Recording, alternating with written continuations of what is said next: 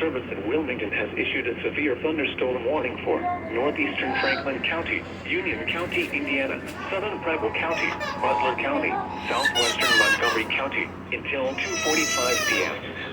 At 2:01 p.m., a severe thunderstorm was located near Liberty, moving southeast at 40 miles an hour. Hazard, 60 miles an hour wind gusts. Source, radar indicated.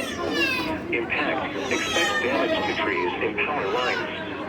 Locations impacted include Hamilton, Middletown, Fairfield, Oxford, Monroe, Trenton, Liberty, Camden, Gradus, 7 Mile, West College Corner, Williamsdale, Darthouse, Salem, Germantown, Riley, New Miami, Farmersville, Brownsville, and Millville.